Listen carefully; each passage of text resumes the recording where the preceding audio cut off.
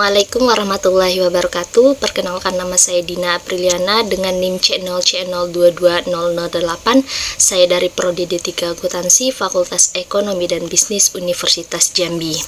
Baik, kali ini saya akan menjelaskan tentang materi yang telah saya buat mengenai teknik penulisan ilmiah, format dan tata tulis, EYD, serta laporan ilmiah untuk memenuhi mata kuliah teknik penulisan tugas akhir yang diampu oleh Bapak Dr. Wirmi Eka Putra, SE, MSI, CIQ, NR, CSRS.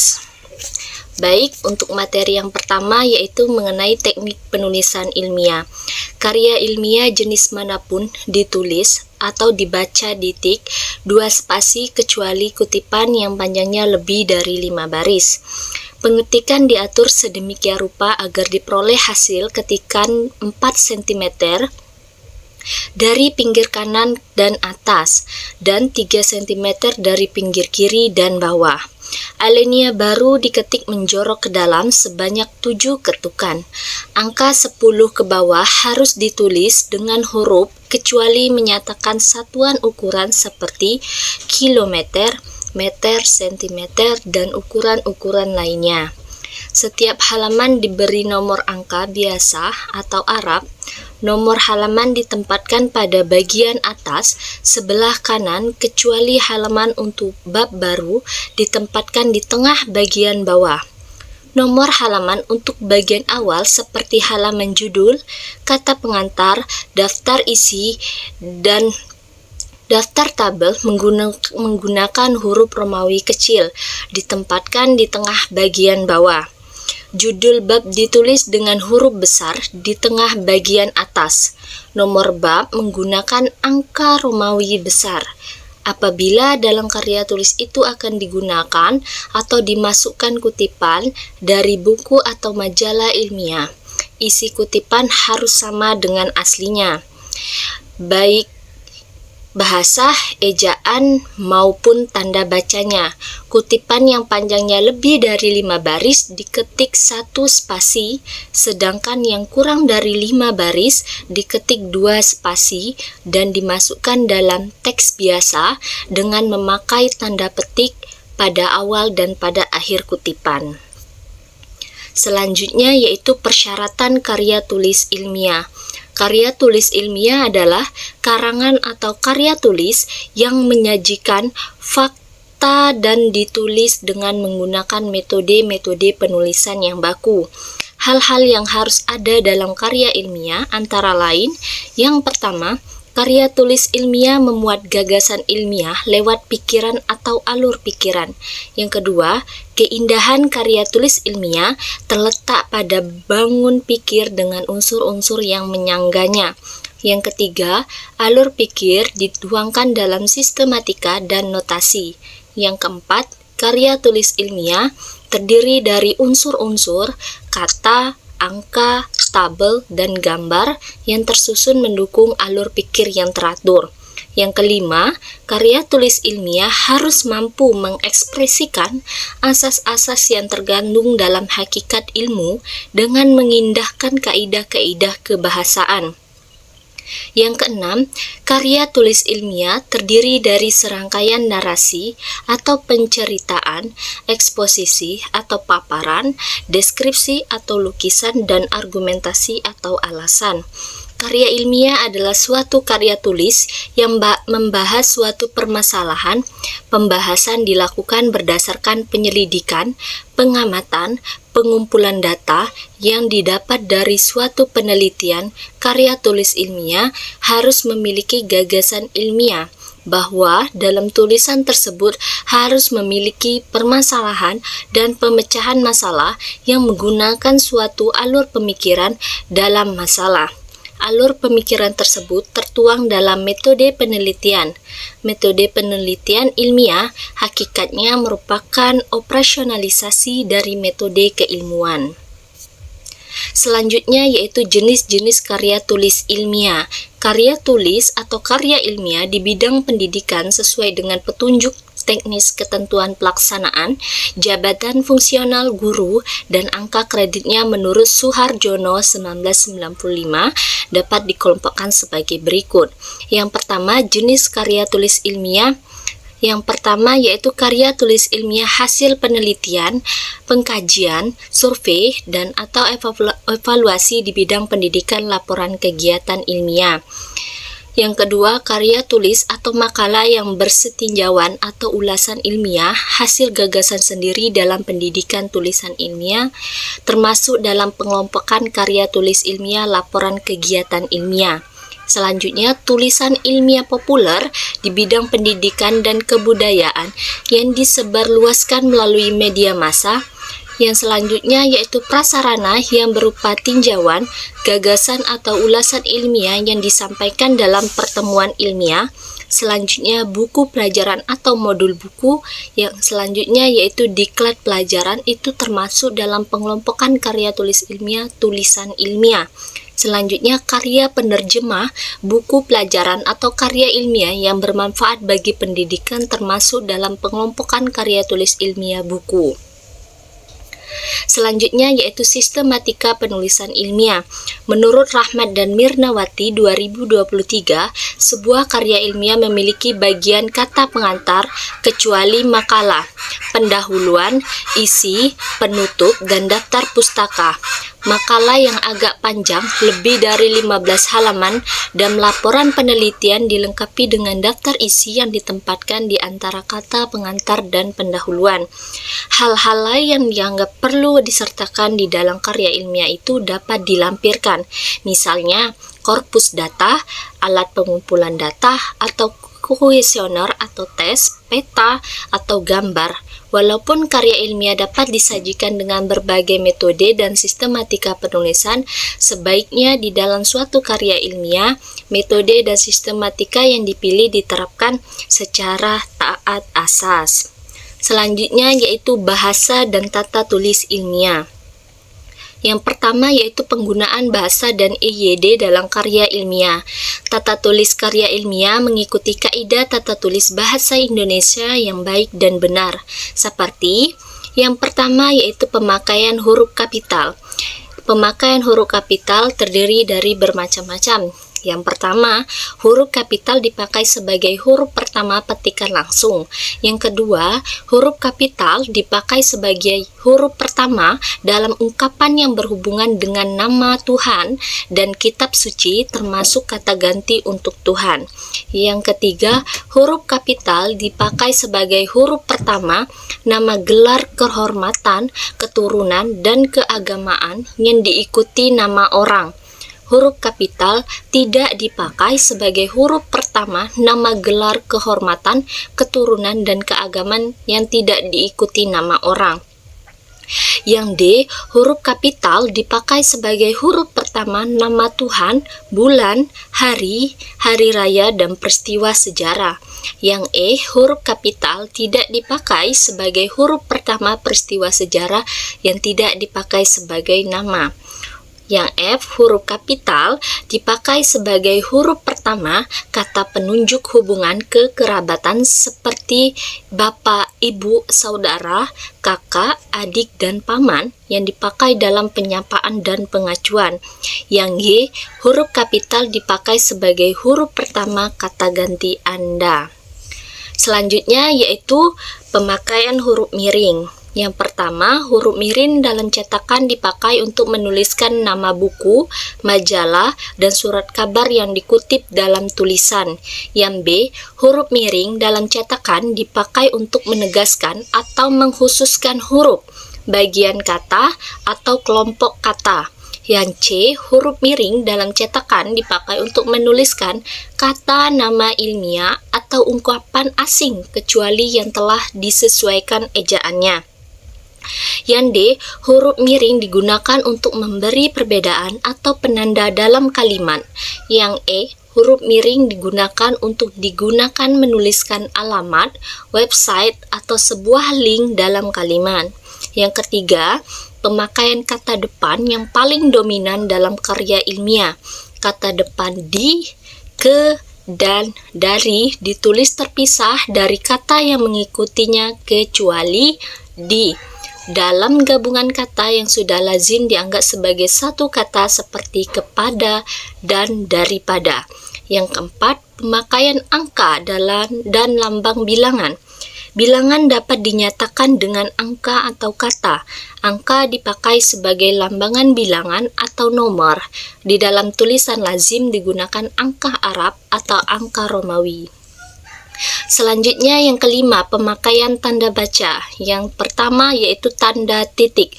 Tanda titik dipakai di antara nama penulis, judul tulisan yang tidak berakhir dengan tanda tanya atau tanda seru, dan tempat terbit dalam daftar pustaka. Yang kedua, tanda titik tidak dipakai pada akhir judul yang merupakan kepala karangan atau kepala ilustri, tabel, dan sebagainya. Yang B, tanda koma. Tanda koma dipakai untuk memisahkan kalimat setara yang satu dari kalimat setara berikutnya yang didahului oleh kata seperti tetapi atau melainkan. Yang kedua, tanda koma tidak dipakai untuk memisahkan anak kalimat dari induk kalimat jika anak kalimat itu mengiriki induk kalimatnya. Yang ketiga, tanda koma dipakai di belakang kata atau ungkapan penghubung antara kalimat yang terdapat pada awal kalimat, termasuk di dalamnya oleh karena itu, jadi, lagi pula, meskipun begitu, dan akan tetapi. Yang keempat, tanda koma dipakai di antara bagian-bagian dalam catatan kaki. Yang kelima, tanda koma dipakai untuk mengapit keterangan tambahan yang sifatnya tidak membatasi. Kalimat efektif. 1. Pengertian kalimat efektif. Kalimat efektif adalah kalimat yang sesuai dengan tuntunan bahasa baku, jelas, ringkas, atau lugas. Koherensi antar kalimat harus hidup dan tidak ada unsur yang tidak berfungsi. Yang kedua, ciri-ciri kalimat efektif. Yang A, kesepadanan dan kesatuan. Yang B, kesejajaran atau paralelisme, penggunaan bentuk bahasa dalam kalimat.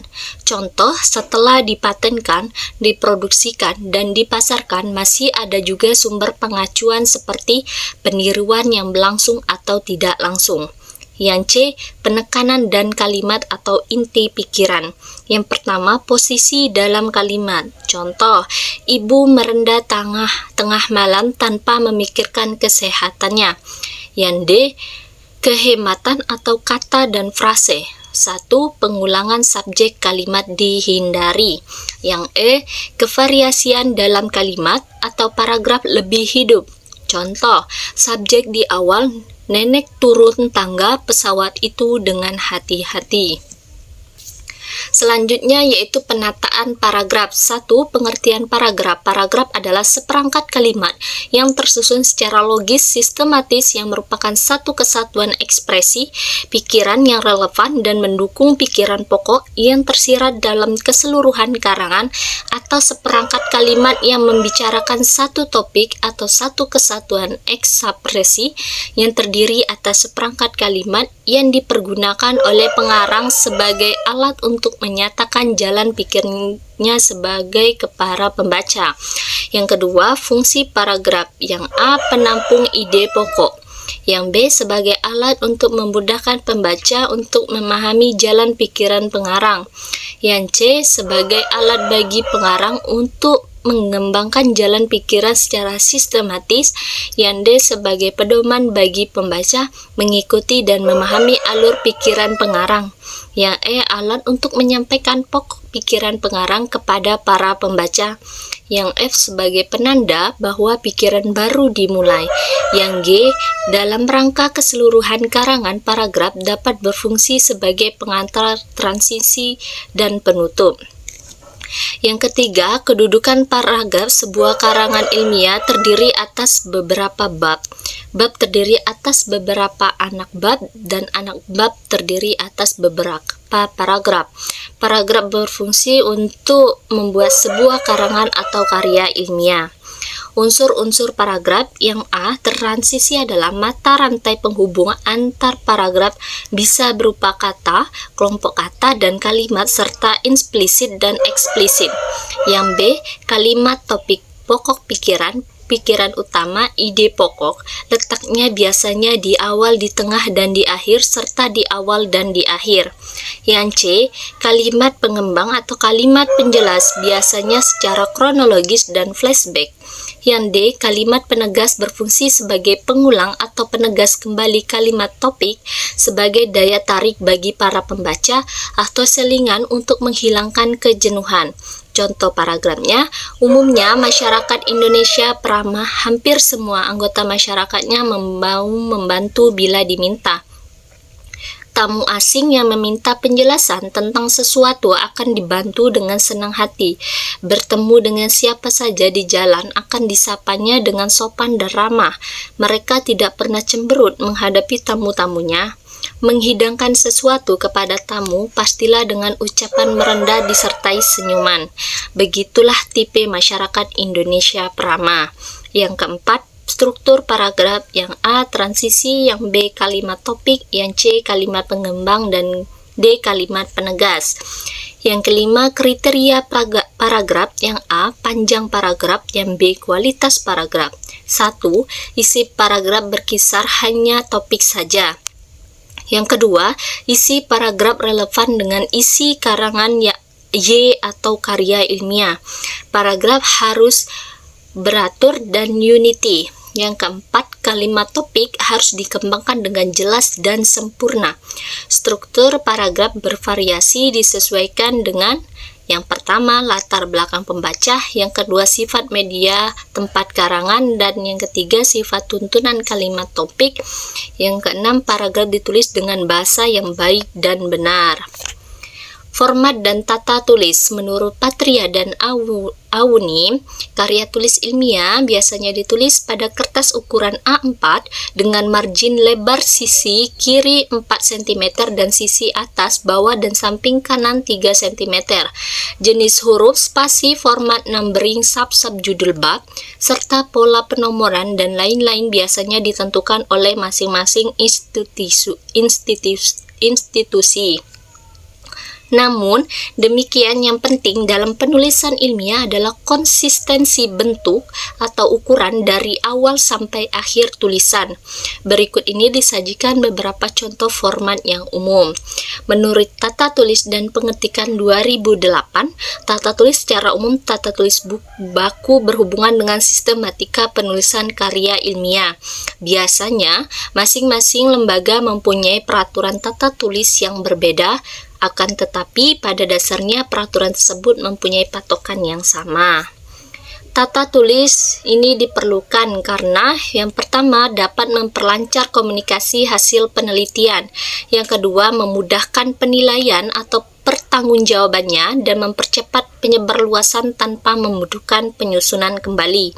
Yang kedua, teknik pengetikan karya ilmiah perlu mengikuti aturan-aturan berikut ini. Yang pertama, jarak antara baris satu dengan baris yang lainnya pada isi bab adalah 2 spasi. Jarak pengetikan 2 spasi ini berlaku pula untuk jarak penulisan pada daftar isi. Yang B, batas tepi kiri, tepi atas, tepi kanan, dan tepi bawah masing-masing sesuai yang kurang lebih 4 cm. 4 cm, 3 cm, dan 3 cm. Pengetikan paragraf baru dimulai dengan awal kalimat yang menjorok atau masuk ke dalam dengan 5 pukulan ketik dari tepi kiri atau kali 5 huruf 1 tab bila dengan komputer. Penulisan judul atau bab menggunakan huruf kapital semua, tanpa garis bawah dan tanpa titik, namun mempergunakan angka Romawi. Setiap awal kata subbab harus ditulis dengan huruf kapital mempergunakan kata sambung. Yang C, cara penomoran pada karya tulis dapat digunakan salah satu dari kedua cara berikut ini. Cara pertama yaitu A1, A, cara kedua 1 titik, 1, 1, 1 titik, 1 titik, 1 koma, dan seterusnya. Dalam subbab tersebut, tesis disertai atau laporan ilmiah. Yang ketiga, sampul-sampul karya ilmiah dapat berisi yang pertama judul dicetak dengan huruf kapital semua dan tidak boleh menggunakan singkatan. Jika ada subjudul, maka yang ditulis dengan huruf besar hanya huruf awal dari setiap kata. Yang kedua, maksud dalam penulisan karya ilmiah.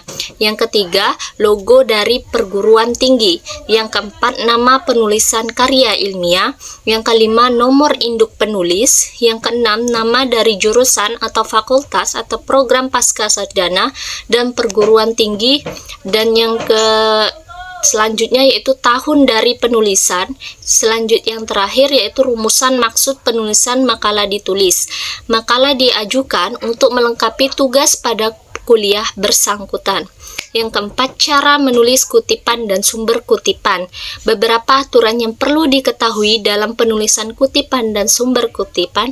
Singkatan EIBIT atau Lockheed Object hendaknya tidak digunakan dalam tulisan ilmiah.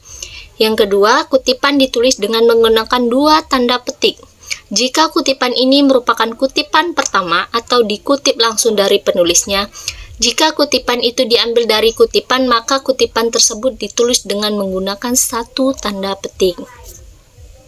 Jadi, kesimpulan dari materi ini yaitu karya tulis ilmiah diartikan sebagai karya tulis yang menyajikan gagasan, deskripsi atau pemecahan masalah secara sistematis, disajikan secara objektif dan jujur, dengan menggunakan bahasa baku serta didukung oleh fakta, teori, dan bukti-bukti empirik. Untuk membuat sebuah tulisan, khususnya karya tulis ilmiah, perlu memperhatikan kaidah kebahasaan dalam menuangkan ide atau sebuah pemikiran ke dalam tulisan yang akan mempermudah komunikasi. Kesalahan dalam penggunaan kaidah kebahasaan akan membuat tulisan ilmiah menjadi kurang baik. Bahkan jika kesalahan itu mendominasi akan membuat tulisan menjadi tidak ilmiah. Seperti yang dikatakan oleh Dahlmann di atas bahwa karya tulis ilmiah itu disusun secara sistematis. Dengan demikian, dalam menulis sebuah karya ilmiah harus memenuhi sistematika yang ditentukan khususnya dalam aspek kebahasaan. Baik, itulah hasil dari materi yang telah saya buat. Kurang lebihnya saya mohon maaf. Saya akhiri. Wassalamualaikum warahmatullahi wabarakatuh.